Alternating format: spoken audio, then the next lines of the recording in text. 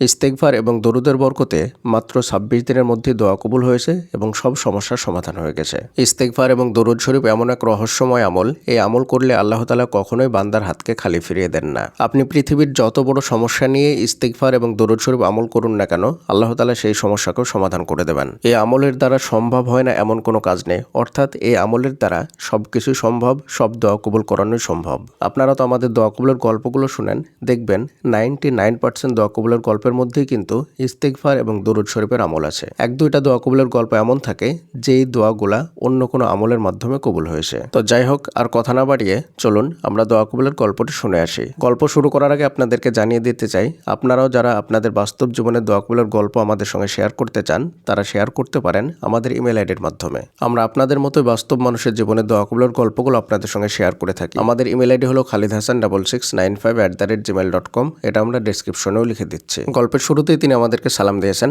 আসসালামু আলাইকুম। ওয়ালাইকুম আসসালাম ও রহমতুল্লাহ। এরপরে তিনি লিখছেন, প্রচণ্ড হতাশায় ছিলাম, কি মানসিক যন্ত্রণা যে বহন করেছি সেটা শুধু আমার রবই জানেন। সেই মানসিক যন্ত্রণা নিয়ে ফাইনাল পরীক্ষা দিয়েছি। আমার শিক্ষা জীবনের সবচেয়ে বাজে পরীক্ষা দিয়েছি 2015 সালে। আল্লাহর কাছে প্রচুর দোয়া করেছি, তাহাজ্জুদ পড়েছি। নভেম্বরের 25 তারিখে পরীক্ষা শেষ হয়। সম্ভবত নভেম্বরের 27-28 তারিখ থেকে নির্দিষ্ট টার্গেট নিয়ে নিয়মিত দরুদ শরীফ, ইস্তেগফার পড়ার চেষ্টা করেছি। আল্লাহর কাছে প্রচুর কেঁদেছি, সম্পূর্ণরূপে আত্মসমর্পণ করে তাওবা করে আল্লাহর কাছে ফিরে এসেছে আলহামদুলিল্লাহ। ডিসেম্বরের 23 তারিখে এসে আমার সেই সমস্যার সমাধান হয়। আজ ডিসেম্বরের 26 তারিখ, আমি সম্পূর্ণ হতাশামুক্ত। অতঃপর বুঝতে পারি আমার এই কষ্ট পাওয়ার কেন প্রয়োজন ছিল।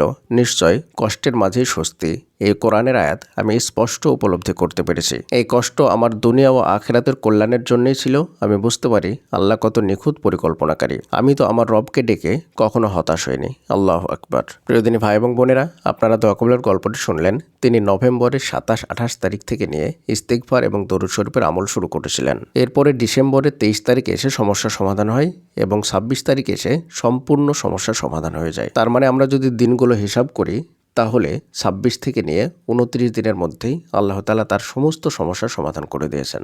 আপনিও তো অনেক দিন থেকে ইস্তেগফার এবং দরুদ শরীফের আমল করছেন, তারপরেও আপনারটা কেন হচ্ছে না? এই দোয়া কবুলের গল্পের মধ্যে কিন্তু সেই রহস্যটা আছে। তিনি কিন্তু একটা কথা বলেছেন এই গল্পের মধ্যে, যে সম্পূর্ণরূপে তিনি আল্লাহর কাছে নিজেকে সমর্পণ করে দিয়েছিলেন, তওবা করে আল্লাহর নিকটে ফিরে এসেছিলেন। আমরা অনেকেই এমন আছি, ইস্তেগফার তো করি, দরুদ শরীফের আমল তো করি, বিভিন্ন আমল করি, কিন্তু নিজেকে সম্পূর্ণরূপে আল্লাহর দরবারে সঁপে দেয় না। সম্পূর্ণরূপে আমরা আল্লাহর দরবারে চলে আসি না, বরং পাপের সঙ্গে কোনো না কোনোভাবে জড়িত থাকি, তারপরে আমলগুলা করি, যার কারণেই আমরা এই আমলের সম্পূর্ণ ফলাফল পাই না। আপনাদেরকে বলবো, আপনারা অবশ্যই তওবা করে আল্লাহর নিকটে সম্পূর্ণরূপে ফিরে এসে তারপর আমল করুন, দেখবেন কত দ্রুত কবুল হয় আমলগুলো। আপনারা ইউটিউবে যদি এই ভিডিওটি দেখেন, তাহলে আমাদের ফেসবুক পেজটি ফলো করতে পারেন। আমাদের ফেসবুক পেজের নাম হলো ইসলামিক মোটিভেশনাল স্পেস। যদি পেজের নাম লিখে না আসে, তাহলে দোয়া কবুলের গল্প লিখবেন, দেখবেন আমাদের ভিডিওগুলো চলে আসবে এবং আমাদের ভিডিও ও পেজের লোগো দেখে চিনে নিতে পারবেন আমাদের পেজটি। আর যদি ফেসবুক থেকে দেখেন, তাহলে অবশ্যই আমাদের ইউটিউব চ্যানেলটি সাবস্ক্রাইব করবেন।